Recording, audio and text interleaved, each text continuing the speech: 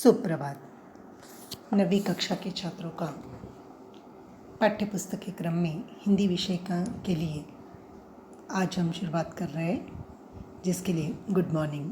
सब मज़े में हैं, ठीक से पढ़ाई की ओर ध्यान दे रहे हैं और अपना कार्य भी पढ़ाई का अच्छी तरह कर रहे हैं, यह आशा रखती हूँ।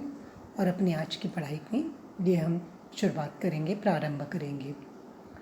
छात्रों, पाठ्य पुस्तक के क्रम से पाठ क्रमांक 7 छोटा जादूगर, जो जयशंकर प्रसाद जी ने लिखी हुई कहानी, जो हमारे लिए बहुत महत्वपूर्ण है। पिछले विभाग में इस पाठ्य पुस्तक से की इस कहानी का पहला विभाग हमने देखा है कि किस प्रकार मानवीय जीवन में हमारे लिए महत्वपूर्ण स्थान रहता है। और एक छोटा सा बालक है जिसको जीवन जीने के लिए संघर्ष करना पड़ता है, माने कठिनाइयों से गुजरना पड़ता है। मैंने पहले भी कहा था, सब याद है, लेकिन केवल प्रस्तावना के तौर पर मैं बता रही हूँ। ये कहानी है स्वतंत्रता से पूर्व हमारे भारत में घटित घटना पर आधारित है, जिसके लिए वो छोटा बालक उसके परिवार में किस प्रकार करता है। तो याद होगा कि ज़रूर उस कहानी के जब लेखक जाता है उस कार्निवल के मैदान में, तो लेखक को एक छोटा बालक दिखाई देता है। लेखक अकेला है, उससे जान पहचान कराने के लिए, जिसके गले में सूत की रस्सी बांधी हुई थी, डोरी डाली हुई थी, और वो लेखक उससे जान पहचान करा लेता है। तब पता चलता है कि लड़के के परिवार के बारे में लेखक को बात पता चलती है, और वो उस वक्त लेखक को बता भी देता है कि उसके पिताजी कहाँ हैं, जेल में, कोई गलत काम करने के लिए नहीं, बल्कि देश की स्वतंत्रता के लिए, देश की आज़ादी के लिए, प्रयास के लिए। और घर में माँ बाप, उसकी माँ है जो बीमार है।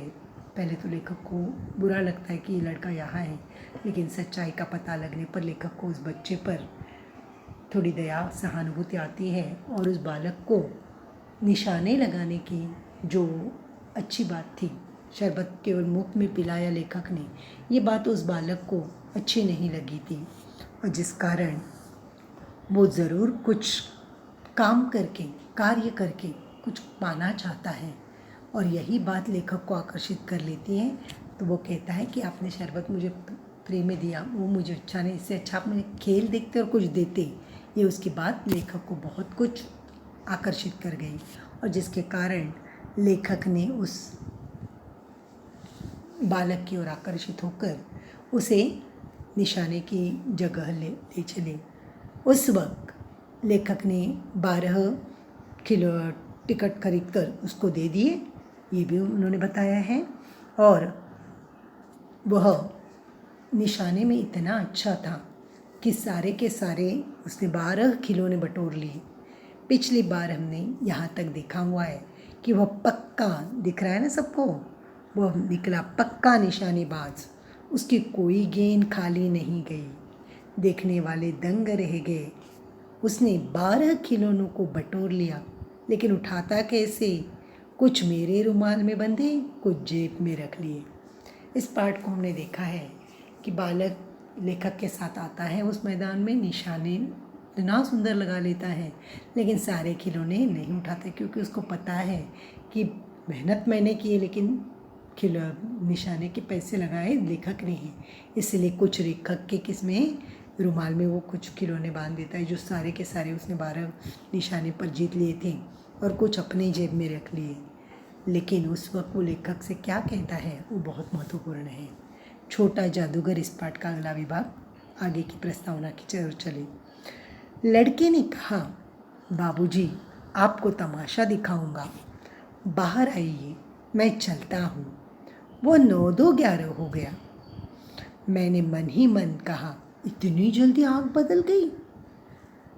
मैं घूमकर पान की दुकान पर आ गया। पान खाकर बड़ी देर तक इधर उधर टहलता देखता रहा। झूले के पास लोगों का ऊपर नीचे आना देखने लगा। अकस्मात किसी ने ऊपर के हिंडोले से पुकारा, बाबूजी। मैंने पूछा, कौन? मैं हूँ, छोटा जादूगर। देखिए, लेखक से मुलाकात करने के बाद ये बालक ज़रूर अपने लिए किस प्रकार बात करता है, तो खिलौने के लेखक के रुमाल में बांध देता है। कुछ अपने पास रखने के बाद लेखक से ये वादा करता है कि मैं ज़रूर आपको खेल दिखाऊंगा, लेकिन आप बाहर आइए, मैं अभी चलता हूँ। और इतने में वो 9-2-11 हो गया। 9-2-11 होना ये एक मुहावरा है जिसका अर्थ है कि भाग जाना, गायब हो जाना, 9-2-11 हो जाना। और इसी प्रकार वो लड़का कहीं दिख ही नहीं रहा था लेखक को, 9-2-11 हो गए। तो लेखक ने सोचा कि ये लड़का बहुत ही स्वार्थी निकला है, खिलौने पाए तो निकल गया, अब तो दिखाई भी नहीं दे रहा है। इसलिए लेखक अकेले फिर वहाँ से पान की दुकान पर आ गया। वहाँ उस वक्त के ज़माने में की बात है, यहाँ भले हम पाठ में पढ़े, आज गलत बात है लग रही है कि, लेकिन गांव के लोगों के लिए लेखक ने कहानी में लिखा हुआ है, घटित व्यक्ति के साथ घटी। तो पान खाने के बाद वो टहलते रहे थे वहाँ मैदान में।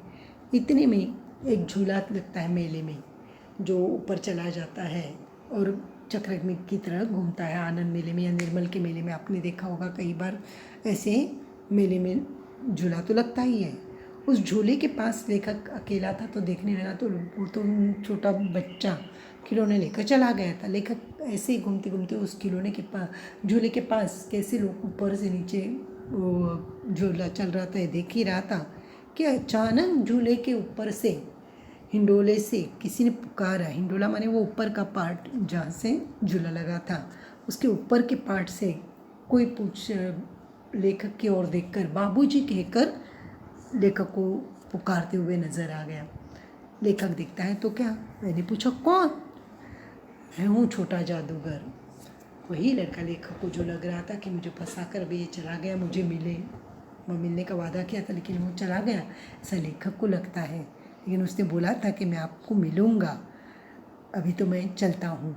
लेकिन ज़रूर वो हिंडोले से लेखक को या आवाज़ देकर पुकारा उसने, और उसने खुद अपना नाम बता दिया, मैं हूँ छोटा जादूगर। उस लड़के के नाम को तो लेखक पहचानता नहीं था, लेकिन वो अपनी एक नाम की एक महत्वपूर्ण स्थान बनाना चाहता था। नाम से क्या है, मैं छोटा जादूगर बनना चाहता हूँ, मैं भी जादू दिखा सकता हूँ, जैसे वो लेखक को दिखाना चाह रहा था। पाठ के पहले विभाग में हमारी ओर से पार्ट है, यह 2 नंबर लिखा है, मतलब पार्ट लेखक ने लिखी हुई कहानी का दूसरा हिस्सा शुरू होता है कि लेखक की ये पहली मुलाकात उस बच्चे के साथ, छोटे जादूगर, जो नाम दिया है पाठ का, कि किस प्रकार एक परिवार चलाने के लिए बच्चे को कार्य करना पड़ता है। ये महत्वपूर्ण स्थान है। जीवन संघर्ष, आसानी से सबका जीवन नहीं होता है। अपने परिवार को माता पिता पालते हैं बच्चों को, ये बात सही है, लेकिन कई घरों में आज भी ऐसे गरीब घरों में शायद स्थिति आ जाती है कि बच्चे काम करते हैं और अपने बीमार माता पिता को पालने के लिए या अपना जीवन निर्वाह करते हैं, जिसके लिए उन्हें कठिनाइयों से गुजरना पड़ता है। हमें भी अपने माता पिता की आज्ञा का ध्यान रखना चाहिए, उन्हें कोई परेशानी नहीं देनी चाहिए। जो हमारे लिए इतनी मुसीबतें झेलते हैं, उन माता पिता का आदर करना, ये बहुत एक महत्वपूर्ण बात छोटा जादूगर पाठ का एक उद्देश्य है। आइए दूसरे विभाग में हम देखें। कोलकाता के सुरम्य बोटैनिकल उद्यान में लाल कमलिनी से भरी हुई एक छोटी सी मनोहर झील के किनारे घने वृक्षों की छाया में अपनी मंडली के साथ बैठा हुआ मैं जलपान कर रहा था। बातें हो रही थी, इतने में वही छोटा जादूगर दिखाई पड़ा। हाथ में 4 खाने की खादी का झोला, सांप जांघिया और आधी बाहों का कुर्ता, सिर पर मेरा रुमाल सूत की रस्सी में बंधा हुआ था। मस्तानी चाल से झूमता हुआ आकर कहने लगा, बाबूजी नमस्ते, आज कहिए तो खेल दिखाऊं? नहीं जी, अभी हम लोग जलपान कर रहे हैं, फिर इसके बाद क्या गाना बजाना होगा बाबूजी? देखिए, यहाँ इस दूसरे विभाग में लेखक ने कहानी का दूसरा हिस्सा जो बनाया है कि पहली मुलाकात तो कार्निवल के मैदान में हुई, दूसरी मुलाकात हुई है कोलकाता का बोटेनिकल गार्डन। ये हमारे भारत की एक प्रसिद्ध जगह है, शायद सुना होगा, जानकारी भी आपने पाई होगी कि बहुत बड़ा उद्यान है। लोग घूमने जाते, कल कोलकाता जाते हैं तो ज़रूर इस उद्यान को देखने जाते हैं, जहाँ बहुत ही सुंदर स्थान है। और लेखक उसी उद्यान में एक झील के किनारे अपनी मंडली माने पत्नी के साथ जलपान कर रहा था। जलपान का अर्थ है कि नाश्ता कर रहा था। उस वक्त लेखक आए हुए थे घूमने उस जगह, तो वहाँ देख नाश्ता कर रहे थे। जलपान का अर्थ है नाश्ता करना। और लेखक अपनी मंडली माने अपनी पत्नी के साथ बातें कर रहे थे। उस वक्त ये लेखक को छोटा जादूगर वहाँ दिखाई देता है, उस बोटेनिकल गार्डन के पास। उस वक्त उसके हाथ में क्या था? एक खादी का झोला था। खादी माने भारत में बना हुआ कपड़ा। ये भारत के आज़ादी से पहले की बात है और ये छात्र भारतीय वस्तु ही इस्तेमाल करता है, खादी का झोला। और साफ जांघें और आदि भाव का करता उसने अपने कपड़े वेशभूषा पहनी हुई थी और सिर पर लेखक का ही जो एक रुमाल उसके पास था वो रस्सी से बंधा हुआ था। और वो जैसे ही लेखक को देखता है वो भूलता नहीं है, क्योंकि पिछली बार कई दिनों से पहले मुलाकात हुई थी उसकी लेखक की। तो नमस्ते करता है, पहले आदर देता है बड़ों को कि इस व्यक्ति ने मुझ पर एहसान किए, यह याद रखता है, इसलिए बाबूजी नमस्ते कहकर कहता है मैं खेल दिखाना चाहता हूँ, क्योंकि लेखक ने उसे वादा किया था मैं भी जादूगर हूँ, मेरे पास भी आती है जादू दिखाने। उस वक्त तो नहीं दिखा पाया, वो माँ बीमार थी, उसके लिए वो चला गया। लेकिन आज वो चाहता है कि लेखक को खेल दिखाऊं, तो वो कहता भी है। लेकिन लेखक उस वक्त नाश्ता कर रहे थे, इसलिए लेखक ने कहा अभी नहीं, हम लोग नाश्ता करें तो नहीं चाहिए। लेकिन आगे क्या होता है देखिए। नहीं जी, तुमको क्रोध से मैं कुछ और कहने जा रहा था। श्रीमती ने कहा दिखाओ जी, तुम तो अच्छे आए, भला कुछ मन तो बहले। मैं चुप हो गया, क्योंकि श्रीमती की वाणी में वह माँ की मिठास थी जिसके सामने किसी भी लड़के को रोका नहीं जा सकता। उसने खेल आरंभ किया। उस दिन कार्निवाल के सब खिलौने खेल में अपना अभिनय करने लगे। भालू मनाने लगा, बिल्ली रूठने लगी, बंदर घुड़कने लगा, गुड़िया का ब्याह हुआ, गुड्डा वर सयाना निकला। लड़के की वाचालता से ही अभिनय हो रहा था। सब हंसते हंसते लोटपोट हो गए। देखिए इस परिच्छेद में वो कार्निवल के मैदान में पहली मुलाकात में जो खिलौने 12 निशाने लगाकर उसने जीत लिए थे, वो सारे खिलौने वो अब लेखक और लेखक की पत्नी जो वहाँ बैठे थे, लेखक तो नाश्ता कर रहे थे, उन्हें लग रहा था ये बात अच्छी नहीं है, मैं नहीं के बच्चे का खेल देखूँ। लेकिन लेखक की पत्नी का आग्रह होता है तो दिखाओ खेल। तो इतने कहने पर वह भी रोक नहीं पाया और वह लेखक चुप हो गया और वह छोटा जादूगर अपना खेल दिखाने शुरू कर देता है। इसलिए लेखक ने कहा है कि माँ की मिठास थी कि वो रोक नहीं पाया और लड़का जादूगर खेल दिखाने लगा। कैसे? तो उसने जो कार्निवल के मैदान में जो खिलौने निशाने के वक्त जीत लिए थे, उसी खिलौने से वो खेल कैसे दिखा रहा था, तो अपनी वाचालता से मैंने वो खुद बोल रहा था और वो खिलौने जो थे वो सामने कर रहे हैं, एक एक करके निकल रहे थे। कैसे खिलौने निकले? तो पहले भालू बनाने लगा और वो खुद बोलने लगा। क्या है? बोलता है। बिल्ली एक खिलौना था, वो रूठने लगी, तो उसकी एक्टिंग वो करने लगा, खुद अभिनय करने लगा। वहाँ बंदर था तो वो बंदर का खिलौना घुड़कने लगा, ये सब करने लगे। गुड़िया थी तो उसने खुद डायलॉग बोलकर, संवाद बोलकर एक खेल शुरू किया। वहाँ कुछ बोटानिकल गार्डन में लोग इकट्ठा हुए थे, वह भी देख रहे थे छोटा जादूगर क्या कर रहा था। गुड्डा वर सयाना निकला, लड़के की वाचालता से अभिनय। तो ये छोटा जादूगर कुछ बोल रहा था और वो खिलौने जो नॉन लिविंग थिंग्स ऐसे प्लास्टिक जैसे रहते, लेकिन वो खुद बोलते बोलते, वाचालता माने बोलना, वाचालता माने अधिक बोलना, वो बोलता चला गया। अब देखिए ये गुड्डा आ गया, ये देखिए गुड्डा आ गया, बंदर ये करने लगा, ऐसे बोलते गया, अभिनय करते गया। और फिर वहाँ इकट्ठे लोग सब उसका खेल देख के इतना खुश गए कि लेखक कहता है कि सब हंसते हंसते लोटपोट हो गए। उसकी वो दिखाने के तरीका उन निर्जीव खिलौने के वो अधिक मस्त लगने लगा, और इसी कारण सब वहाँ इकट्ठा हुए लोग भी देखने लगे और उन्हें अच्छा लगा। तो सब हंसते हंसते लोटपोट हो गए। लोटपोट हो गए मैंने सब खुश हो गए, अरे इतना अच्छा छोटा सा बालक कैसे खेल दिखा रहा है और कर रहा है। आगे देखिए, मैं सोच रहा था बालक को आवश्यकता ने कितना शीघ्र चतुर बना दिया है। यही तो संसार है। ताश के सब पत्ते लाल हो गए, फिर सब काले हो गए। गले की सूत की डोरी टुकड़े टुकड़े होकर जुड़ गई। लट्टू अपने से नाच रहे थे। मैंने कहा अब हो चुका, अपना खेल बटोर लो, हम लोग भी अब जाएंगे। श्रीमती ने धीरे से उसे 1 रुपया दे दिया। वह उछल उठा। मैंने कहा लड़के, तो बोला छोटा जादूगर कहिए, यही मेरा नाम है, इसी से मेरी जीविका है। मैं कुछ बोलना चाहता था कि श्रीमती ने कहा अच्छा, तुम इस रुपए से क्या करोगे? पहले भरपेट पकोड़े खाऊंगा, फिर एक सूती कंबल लूँगा। मेरा क्रोध अब लौट आया। मैं अपने पर बहुत क्रुद्ध होकर सोचने लगा, ओफो मैं कितना स्वार्थी हूँ। उसके 1 रुपये पाने पर मैं ईर्ष्या करने लगा था। वह नमस्कार करके चला गया और हम लोग लता कुंज देखने के लिए चले। देखिए लेखक की ये दूसरी मुलाकात। लेखक की पत्नी के कहने पर उसने वो कार्निवल में पाए खिलौने से एक खेल दिखाया, जो वहाँ के देखकर लेखक की पत्नी और लोग बहुत खुश हो गए।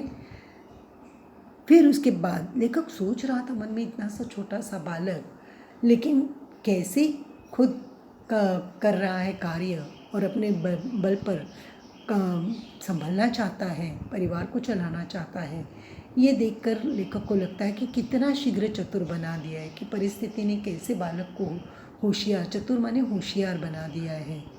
इतने में और खेल दिखाने लगता है, ताश के पत्ते लाल काले, फिर जादू करके दिखा देता है, जो जादूगर जैसे दिखा देते हैं। गले की सूत की डोरी के टुकड़े बनाए, फिर उसकी जोड़ कर दिए, ये सब उसे आ रहा था।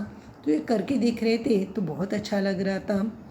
इतने में समय हो गया, लेखक को निकलना था, इसलिए लेखक खुद उसे कहते कि चलो अब संभल लो, अपना एक खेल बटोर लो, क्योंकि उनका समय हो गया था, शायद उन्हें कहीं और जगह जाना था, जिसके लिए वह हम लोग जाएंगे कहकर निकलने लगे। नाश्ते के बाद, वो बच्चे का खेल देखने के बाद लेखक को कहीं जाना था, जिसके लिए उन्होंने कहा कि तुम अपना खेल संभाल लो, बटोर लो। तो लेखक की पत्नी माने श्रीमती जी ने उसे, लेखक छोटे बच्चे ने इतना करके दिखाया तो उसको उस ज़माने में 1 रुपया दे दिया, मैंने बहुत बड़ी बख्शिश दे दी। तो वो इतना खुश हो गया 1 रुपया देखकर। उस वक्त के ज़माने में, मैंने आज के कितने हो गए, बहुत सारे 100-200 की जितनी कीमत, उस वक्त 1 रुपये की वो कीमत थी। स्वतंत्रता से पूर्व की बात है ये। तो उस वक्त वो बालक खुश हो गया कि अरे मुझे बहुत सारे मिल गए।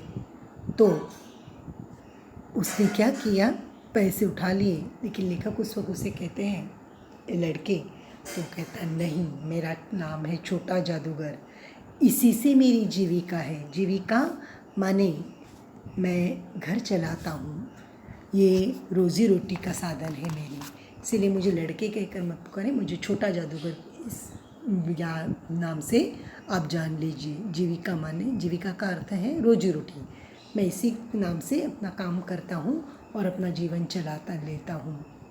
इतने में लेखक की पत्नी उस वक्त कहती है कि श्रीमती ने कहा, इस रुपये से तुम क्या करोगे?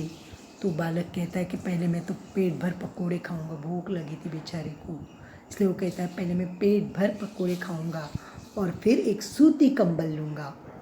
वो एक सूती कंबल खरीदना चाहता है। पहले खाने के बाद वो कंबल खरीदेगा। अब लेखक को लगता है कि 1 रुपया तो पा लिया था उसने, तो उसकी ज़रूरतों की चीज़ें वो ज़रूर लेगा। पहले खाना तो खाएगा, फिर सूती कंबल लेना चाहता है। तो वो 1 रुपया तो पाने पर मेरे मन में कुछ बात हो गई कि इसने बहुत कुछ पा लिया। ईर्ष्या करने लगा। लेखक कहता है मुझे ईर्ष्या माने ज्वेलसी हो गई थी, जैसे लग रहा है कि ईर्ष्या माने ज्वेलसी या जलने लगी थी कि इसको इतनी इस उम्र में इतना कमा लिया। ऐसे लेखक को लगता है, मन में लगा। लेकिन लेखक कहता है मैं गलत था उस वक्त, ये मैं स्वार्थी हूँ कि उसको 1 रुपया तो पा लिया था उसने, इतने से काम खेल दिखाकर श्रीमती जी ने उसको दिया। लेकिन छोटे बालक की मेहनत थी और जादू की कला थी, वो देखकर श्रीमती ने खुश होकर दिया था एक बालक के कार्य करने पर।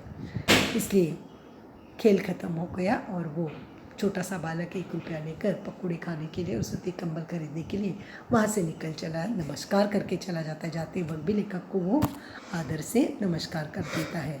और लेखक भी समय हो गया था उनके लिए, जहाँ घूमने आए थे वहाँ लता कुंज माने बगीचा कोई देखने के लिए, वहाँ प्रसिद्ध स्थान पर लेखक भी जा रहे थे।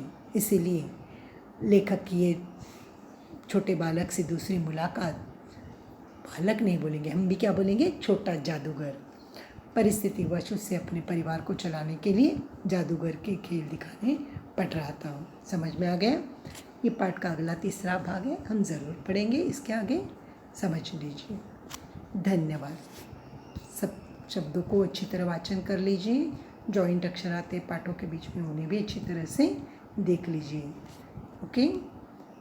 पाठ का विभाग, पाठ क्रमांक 7 छोटा जादूगर का ये विभाग तक आप ज़रूर वाचन कीजिए।